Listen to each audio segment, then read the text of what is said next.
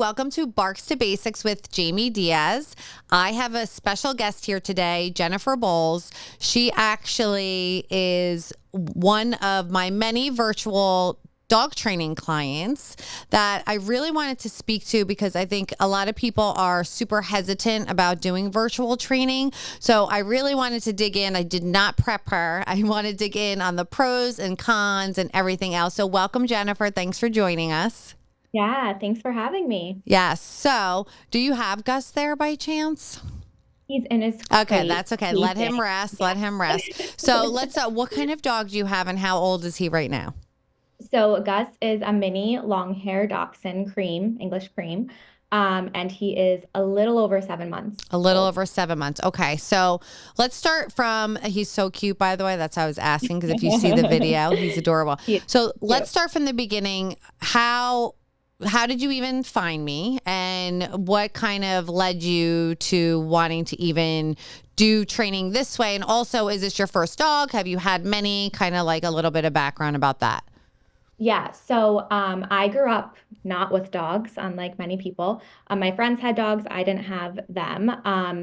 And Gus was my first. And prior to getting Gus, I had done a lot of research on training and how to train a dog because I had literally no experience at all. And I found you through social media. It was either TikTok or Instagram. Mm-hmm. And I followed you for probably, honestly, like I would say months before I even committed to getting Gus because I was just interested in learning about dog training and kind of prepping myself because I knew at some point soon I was going to get a dog. And one of the reasons that I wanted to work with you was because when it got time to be, when we knew we were getting Gus, we committed and we knew the date we were getting him. Um, I realized that it was really hard to find a dog trainer that I trusted in the Boston area. You would think that living in Boston, which is a pretty big city, you Mm-hmm. would have all the resources outside your door. And that just wasn't the case based on my own research. There were a lot of trainers who I had called and talked to who just were not using the approaches that you had taught me via social Mm-hmm. media of what was necessary. Not many certified trainers. Many of them were using e-collars, a lot of negative reinforcement. So I was very iffy about doing any training with them, which is why I decided to do the virtual training with you since I don't live in Florida. And I knew your approach just from watching you on social media.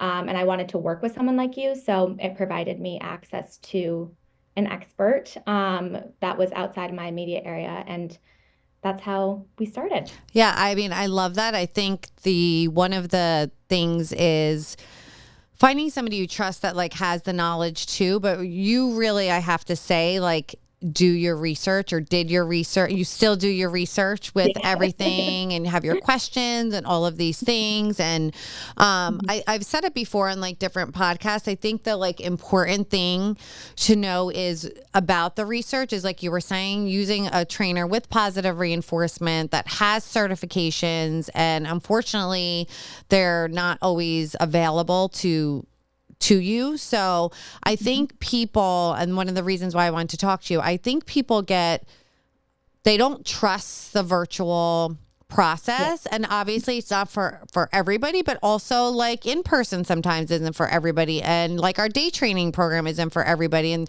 there's so many Mhm. different ways. But what I found like specifically through COVID is that, I feel like, which you can Yeah. discredit me and once we go on, but I feel like if I can see you, I can coach you. And really it's about finding, and you also, which we'll get into, did the puppy socialization. And obviously because I can't personally socialize your puppy, like because I'm not Mhm. there, but I feel like we kind of work together to find something. So let's start. So okay, you find me, we set up, and I let's talk about what you thought of for monetarily a standpoint. Did you think it was expensive, inexpensive, like okay, as far Yeah. as price wise for yourself when you called? Yeah, I thought that for the virtual option, it was very affordable, especially compared to like even having a trainer come into your house or enrolling your dog in like a puppy socialization class or a basic obedience training class.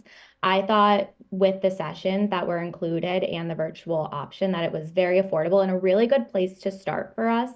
Because my theory was kind of, okay, we'll start with virtual. I have full confidence in this. I always say, like, I feel like with any like training that you're doing virtually, it's no different than e-learning or virtual Mm-hmm. learning. And that's the same with virtual dog training.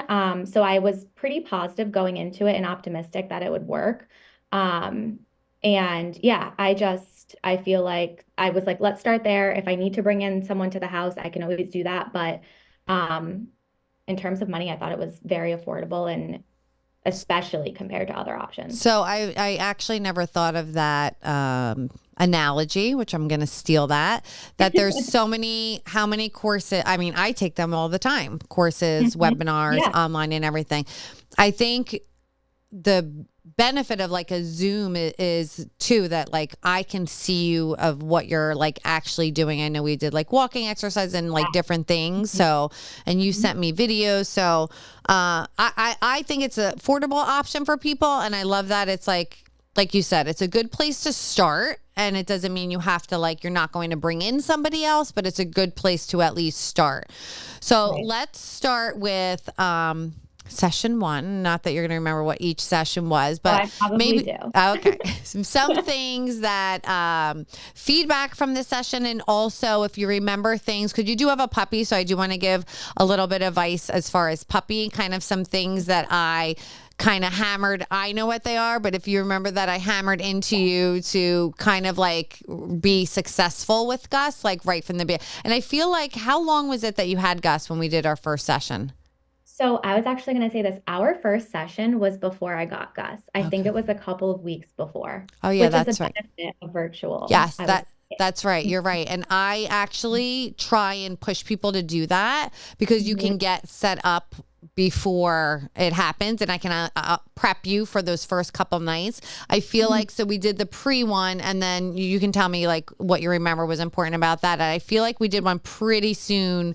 I probably if I go back to text, I had some panic text Oh, for from the sure. beginning. So what were your first like couple things and maybe some pointers too for Mhm. like puppy wise that like helped you be successful in the very beginning? Yeah, so I remember from our first session, you really focused on three things. I think I came in with like a ton of questions, and you were like, no, no, no, just start here because this is the most important and that'll set the foundation. So the three that I'm remembering are crate training, potty training, and socialization. Yep. And I remember specifically with the crate training, you were like, the first 3 nights are gonna suck, and he's gonna cry and he's gonna freak out, and it's gonna sound like he hates it in there. And then once you get through that, he'll eventually sleep through the night. So that was great advice because I would have never known that going into it, if we had not talked. And then the potty training, I remember you saying, because there's so much information out there, like Mhm. social media and the world can really freak you out Yep. about all of, the exposure when they're young before they're vaccinated and like what's safe and what's not safe. And you were like, bring him outside and bring him to his final potty spot, like right from the get-go. Which we kind of did and kind of didn't. We had like a outside grass patch and then we brought him fully outside eventually. But it still worked. And then socialization. So kind of going back to that, what was safe socialization and what it looks like and how important it is. And I can say like those three things. I mean, he's fully crate trained, he's fully potty trained, and he's been overall pretty well socialized. And I would like those were just the top things that I remember specifically from the first session. And then just like answering my questions about what to expect. When we got him, I don't remember specifically, but I Yeah. remember that the session really I being would, helpful. I probably mentioned puppy biting too. Oh, yes, yes. Because those are the things that are main things. And I probably said the obedience, like that part's easy. Like I can, and I think I sent you videos, like how to videos and stuff. But I think like what you said Just somebody like live to guide you with what is proper socialization. Because some like veterinarians even will say like, don't take your puppies outside. They have their rabies. Don't take them outside. Don't let their paws hit the Right. ground, which is like so crazy as long as you're in a safe spot. So like you said, okay, we don't feel like we're going like there's too many dogs over there. We're going to stay in this patch of grass, but you're still like getting him out there to see the world. And I have to say, you're like my favorite type of client because you have all those questions. Mhm. So it makes me a little bit nervous when I don't hear from some virtual clients that have puppies and they're like, everything's great. I'm like, is it though? Because I feel like there's like so much going on.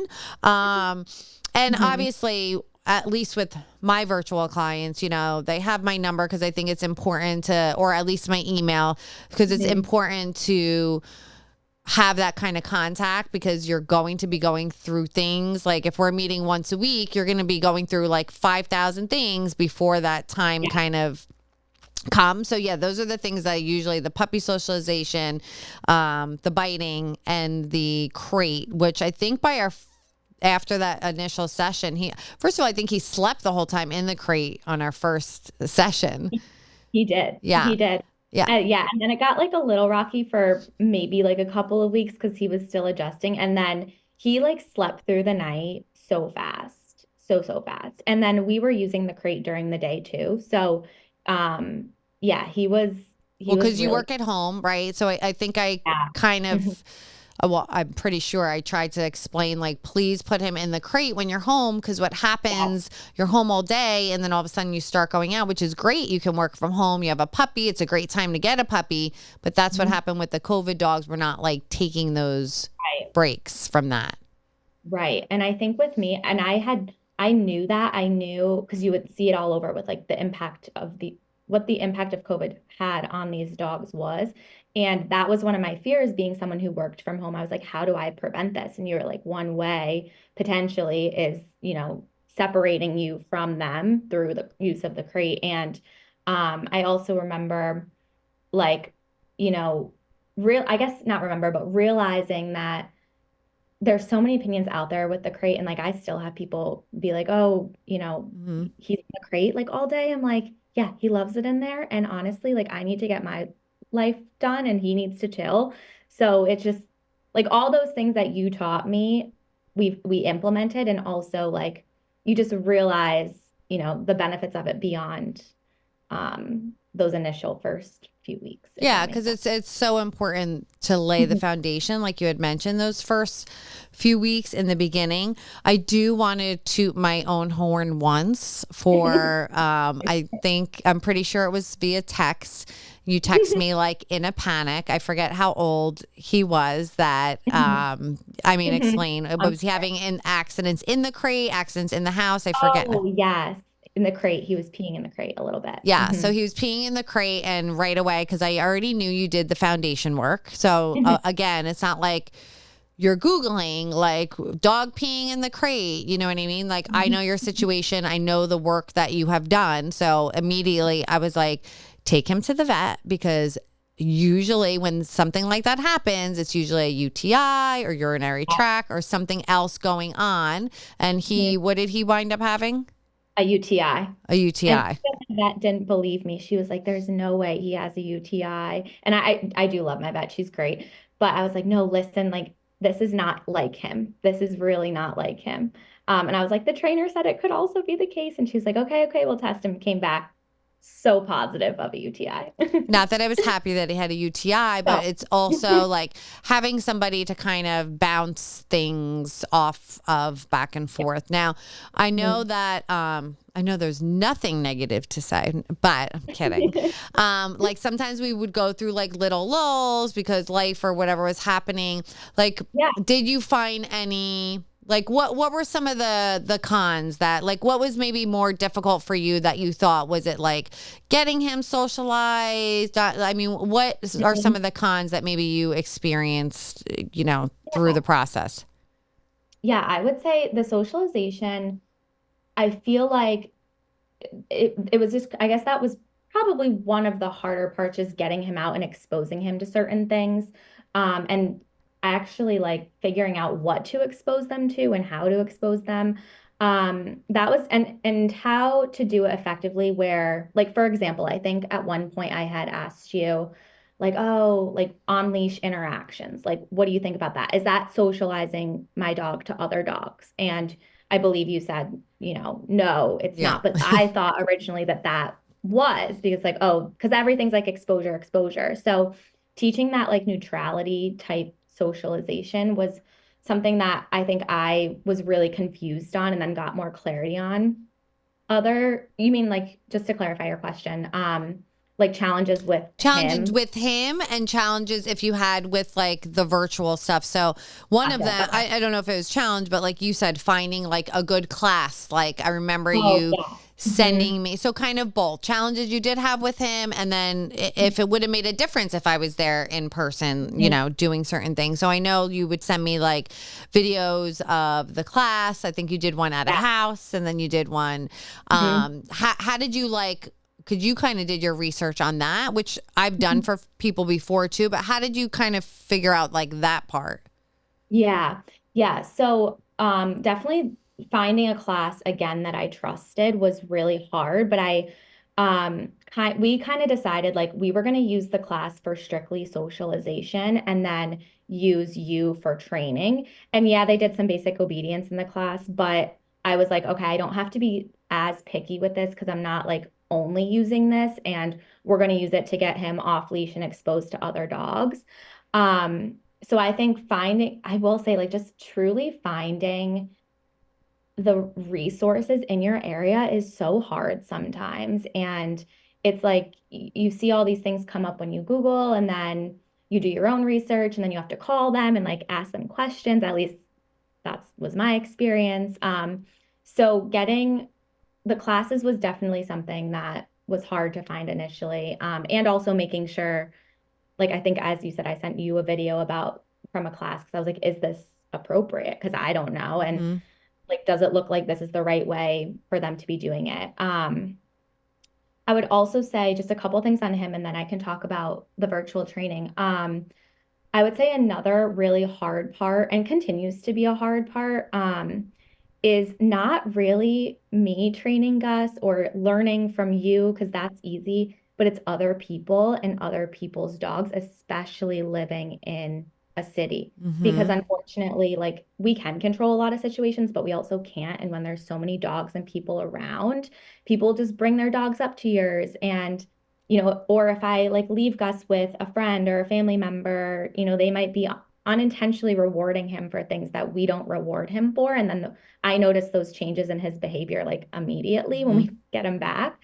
So I would say like the resources and really more some of just the environment stuff that you can't always control has been probably the hardest part for me. And then in terms of like virtual training, so I would say I mean, of course, like you're not in the house with us. I don't always think, but I think if you were here, there maybe would certain things would have been easier. But overall, I feel like we really were able to learn like through Zoom, like you said, the loose leash walking. You watched me do it with him and you like critiqued me right away in the best way. And we're like, nope, no, do this. And super easy. And that made a huge difference. I do think that, you know, I feel like with a puppy, the virtual training is probably easier. You can correct me if I'm wrong. I feel like if I had an older dog with more maybe severe behavior issues, Hmm. it would be harder. But that would be like an instance where I would think, oh, maybe that's a con of virtual training. But I do think like as an owner, if you want to do the virtual training, you also have to be pretty committed and consistent with your dog. And I think that that's a good thing to be that way. Like you could see it as a positive or a negative, but I think that having that commitment is really important because, practicing those things every day, I've noticed have made such a difference with him versus, if we were to just send him to school or have someone else do it, like I feel like those skills don't retain as well. Yeah, I think it could be, like you said, a pro and con. Like you were Yeah. saying, Mhm. you do the work. So you actually are practicing. You can tell you're doing this stuff and everything. And some people just don't want to do the work. Like for me, I'm a lazy dog owner because I train other people's dogs all day. Like the last thing I want to do is train my dog when I get home. So he does go to school every day, but I obviously know what to reinforce. And even the point that you're realizing, one, with the resources, I agree. I think it's like you get so much conflicting information. So at least if you have like a professional, like I love having my veterinarian friends because I can like literally text them and be like, somebody that's like a professional that I trust, that I can like ask right away, that I'm not just randomly like going to somebody that, like you said, it's so hard to find. There's so much information, even from one vet to the one right next door to them. Yeah. There's different information. But you really like took on the training and were able to do it even with the like obedience cues, which I'll get to. But I do agree. You have to like take it on, be consistent and do it. But I think also, even if you have somebody one-on-one there, it doesn't always mean that, see, this is what I always say. I take over. Like if I come to your house to train your dog, I am going to take over. I've gotten much better, but it's so hard for you not to want to do everything. No.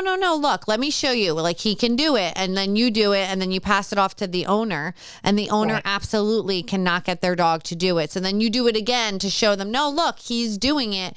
And then you pass, just because they don't have the timing and skill. So for me, what I think the benefit as far as like me being able to see you, like the loose leash walking, is like you have to do it. Like you have to figure it out. Obviously you need a good coach that can like, because if I like suck and I can't like explain to you verbally or whatever to do, you're not going to be able to do it. So I think the fact is like you have to be able to do this, whether your timing's right or not. So I think again, that can be like a pro and con depending on what kind of person you are. But let's kind of jump into a little bit to the obedience cues. So what was helpful? So I usually try, I mean, you see my social media, but sometimes it's hard to like shuffle through. If you're trying to look for a puppy how to sit, you're going to be looking through hundreds of videos, finding them down. So I try to like save a file that I have like certain like watch me, like certain cues to send to you, and then you to kind of practice from them. Were those helpful for you? I know the live stuff hopefully was helpful, but are the videos helpful as well, just as a resource for you? Yes, the videos were super helpful. Like all of those basic obedience commands that I believe you sent in like a report card type format was so helpful with teaching those basics. And then I believe we kind of used the training virtual sessions to then take it to the next level with some of those cues. And yeah, that was helpful along with me. I think I had sent you some videos of me doing certain commands with him to, double check that the way I was doing it was appropriate. So that interaction was really, really helpful for teaching the basic obedience. Okay, good. Yeah. And I think it depends like who, I'm not saying like, I'm sure there's better virtual trainers, but I think it depends like on, you have to make sure you're getting a trainer that knows kind of what they're doing and is able to coach. And I know a lot of dog trainers do not even want to step into that kind of area because it's difficult if you're unsure of it and you're like, how can I show somebody what to do if like I'm not there showing them? But again, at the end of the day, it's like you're the one living with Gus. You're the one that has to practice these things. Like, yes, I can have you see that he can do it like quickly, but that doesn't mean when I leave, you're going to still know how to do it. It's funny because I still do in-homes, but when I used to primarily do in-homes, I would say 90% of the clients would ask me if I can live with them, if I can, oh my God, he does it so well for you. And I was taking it as like a compliment for probably years. And I was like, I can get this dog to do these tasks like so quickly. And then I'd come back the next week and they would say, I can't get him to do it. He can, he only does it for you.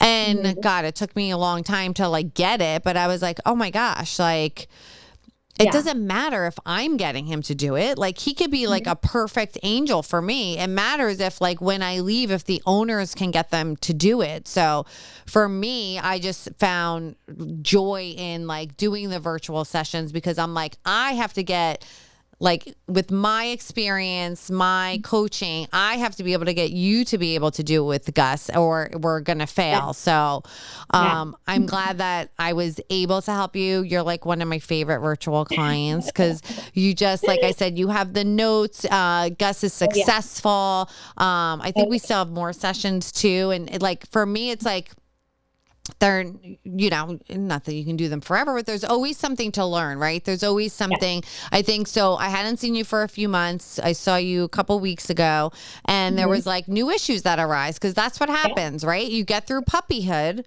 and now your dog's like a teenager. So now he's going to go through all of these other things. So you had like different things than the puppy mouthing. Like, you're done with that. Now you have like other stuff, right? I think now he's going through that fear period. So he was nervous with the elevator. And how is that going, by the way? That kind of good. He's still scared of, we're working on the tile. He's very weird about surfaces, which is funny because I feel like he's been exposed to so many. But and it's your tile, right? What'd you say? It's your tile that he's. So it's the tile in our apartment complex. It like separates rug, tile, rug. Right, tile. But which he's always been on. Yes. Yeah. And suddenly just like got kind of scared of it. And he's getting better and braver. And we have noticed a big difference with that, but he'll get in the elevator, which is yay. Awesome. He was not doing that beforehand. Okay. Did you do the exercise? Like, what did help with the food, like going to the elevator? Food, building it up, like doing what I really appreciate about your approach was you always like made it simple and said, okay, let's start like from the beginning. Like, let's just bring him in the elevator, hold him, give him a Kong to lick and go up and down. Okay, now like we'll drop some treats right outside the elevator. He can get them positive, do that a couple times. And then we started dropping treats in the elevator and he would go in. And we did that. And we still do it once in a while, but now he'll walk himself right in there. Yay. Yeah. Yay. Oh, that's so exciting. I mean, I love, like I said, I love hearing this. I love working with you guys and Gus. He's amazing. And I did just want to like have something that people can like really hear from somebody that I did not pay to say what they're saying. But no, seriously, because it's, I think, so many people on social media ask me questions, ask for help. And I'm always like, do virtual sessions. It's not just to like get a paycheck. It's first of all, I get paid the least amount from those, right? I charge like a lot of money for in-person stuff. So I feel like that's like invaluable time that you can have with a trainer to be able to like help you through all of these issues. And I hope one day you make it to Florida with Gus. I know, we still talk about it. We will. Okay, good. And I do want to say one thing, like I have other friends actually conveniently at the same time that I was getting Gus, and they were getting new dogs or adopting new dogs. And I was like, go to Jamie's page, follow her. She's so helpful. I shared so much of my like knowledge that I learned from you to them. And I was like, go do virtual training. It's just so helpful. And like, even just little things that since I don't have the experience and I'm not training dogs every day, like tips and tricks that I would never think of, and the internet you can't find. You would have to dig and dig and dig. And those have been, I would say, so helpful from you. Like even some of the food stuff, like I was like, oh, he's refusing certain foods. And you're like, oh, try this. And that worked so well. So those tips and tricks are just so helpful. Yay. Well, I mean, I thank you again for trusting me with Gus, and hope you continue to. He's like the cutest little thing, guys. I'll have to do like next time we do a Zoom, I'll have to record him because he's like so adorable. But I honestly thank you again. Thank you for like all of the kind words. I so appreciate it.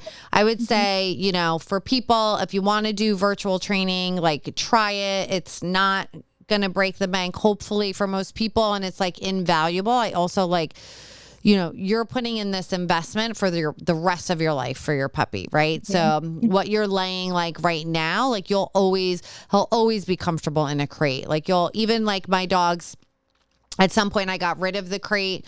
I had like multiple dogs, although my one now I'll probably keep forever because he loves it so much. But I had like 5 dogs at the time, got rid of the crate. And then when they got older, they were like peeing again and doing all those things, and they were just like uncomfortable, and they went right back in the crate with like no problem. It's kind of like riding a bike. So I'm so glad you like stuck with the advice.